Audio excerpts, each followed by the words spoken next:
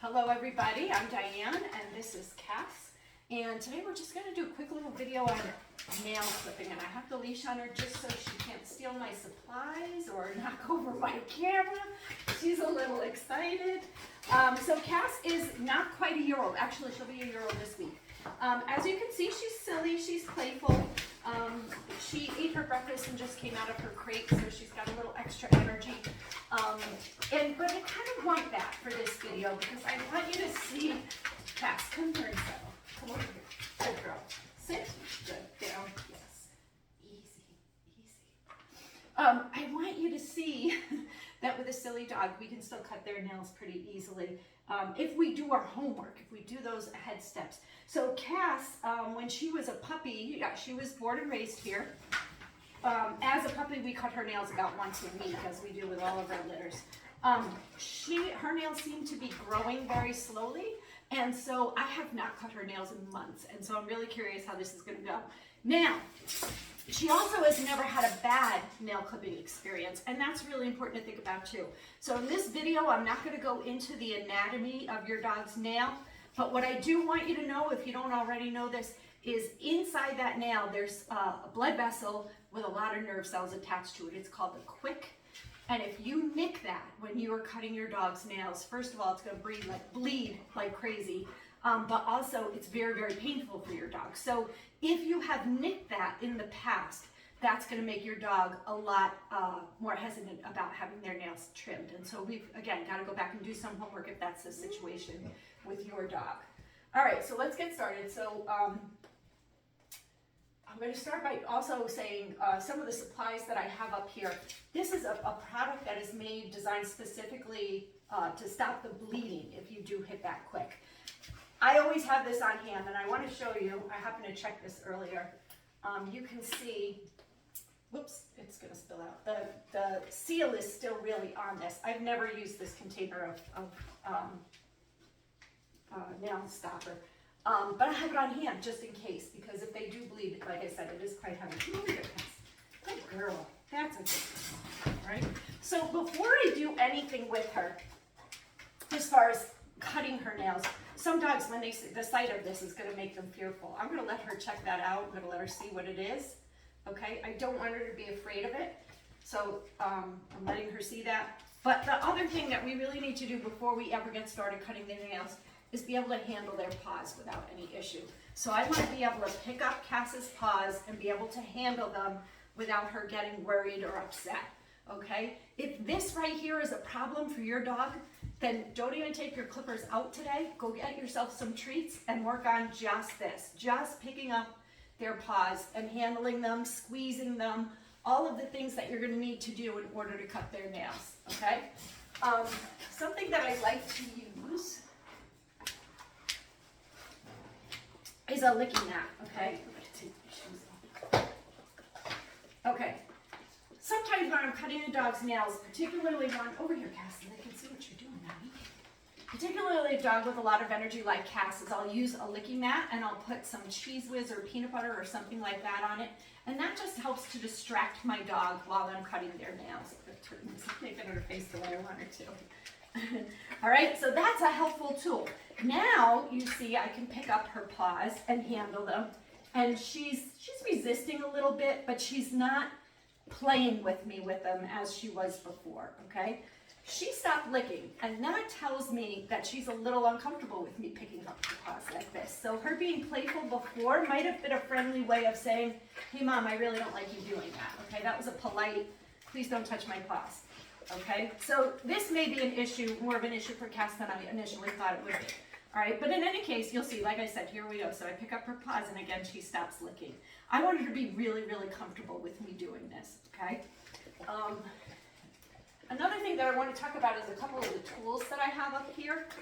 I prefer to use this scissor type or pliers type nail clipper. This one has a nice spring in it, so it pops right back open.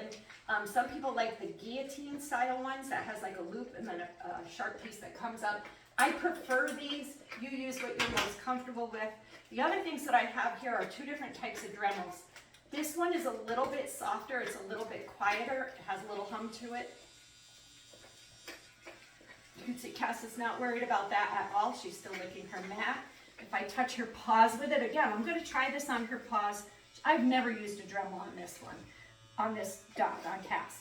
So, so she's a little curious. She's like, what's that? That's a little different, all right? I want to do that, again, before I ever start to use that on her nails. I want her to be comfortable with all of this equipment. This Dremel is a little bit heavier duty one that I just recently got. It's kind of a nice one. It's the Claw Master. And the issue with this blue one is that it won't grind nails on a Labrador Retriever. It'll be great for like your little Yorkies or something like that, but it's not strong enough to really grind their nails in place of a nail clipping. It's a really good finishing tool, so if your nail clipper is leaving rough edges on your dog's nails, you can use this to smooth them out. This one is a little bit heavier duty, so I should be able to use this alone on my dog's nails. It is a little bit higher pitched. Okay, so it's got a little bit of a different sound to it. I saw hesitation in Cass as I turned that on. She doesn't seem overly concerned though. She's allowing me to put it on her body. Not thrilled with on her feet, but she's allowing it. Okay, I saw a little bit of a, hey, I don't know if I like that there. Good girl, yes, that's a good girl. But just getting her used to all of this equipment, okay? And I always, when I'm doing nails, keep treats handy too. Because who doesn't want cookies, right? Who doesn't want cookies? Sit. Oh, good girl. Good girl. Down. Yes, that's a good girl. All right, so we're going to have cookies on hand. Another thing that is helpful is if your dog has had any clicker training, the sound of that click, sit,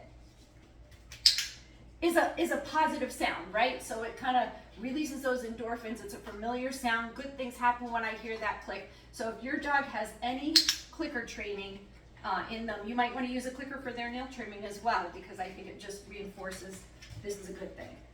Good girl. That's a very good girl. And then one other thing that I have found really helpful, and I have a couple of different muzzles here, and I want to talk about the use of muzzles. I have no concern that Cass is going to bite me when I try to cut her nails. Even if she's very, very uncomfortable, she might grab my hand and try to stop me from using the clippers, but she's never going to bite me. I have absolutely no fear of that. I have had dogs.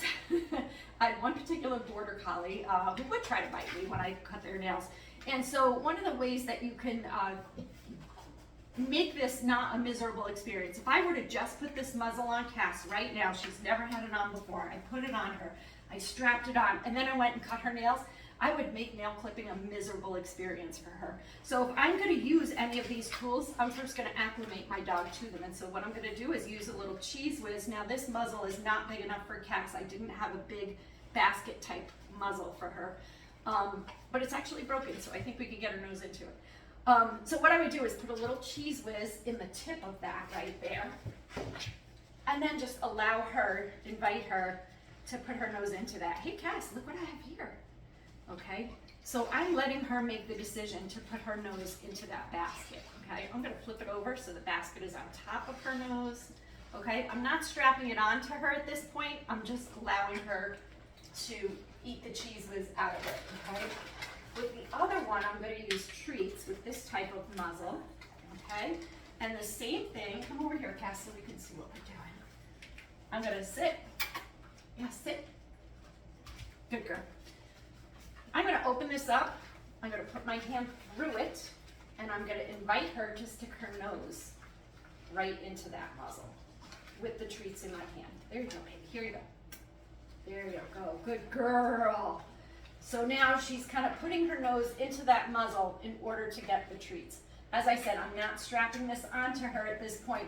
I would probably do this for a whole week, every day for a week, before I'm ever going to strap this behind her head, because I want her to be really comfortable with this. I don't want it to be frightening, because that's only going to make nail clipping an unhappy experience for her, and I don't want to do that to her. Okay, let's get to the clipping part, all right?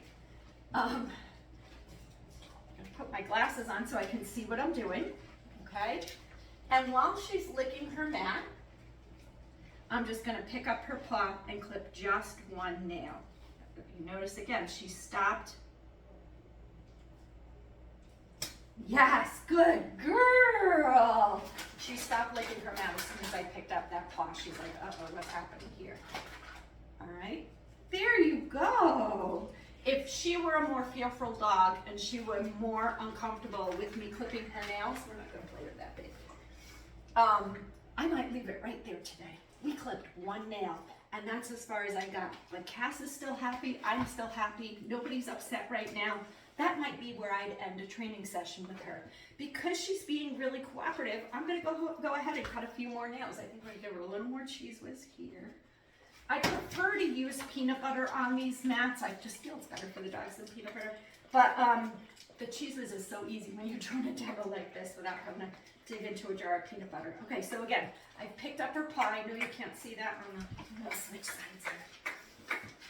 So while she's licking that mat, I'm gonna just pick up her paw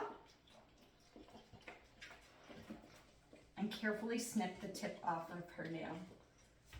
I want to make sure she's holding still because I don't want to accidentally get that quick. There you go. What a good girl you are, Cass. All right, and then I would have some playtime with her and do something fun, right? We're going to do something fun in a few minutes. And that's it. If you have questions about this, if there's something that I didn't show or you're having a particular problem that you don't know how to overcome, feel free to send me a message and we'll work it out together. Maybe I'll make another video for you. That's all I have for today. All right, thanks for watching.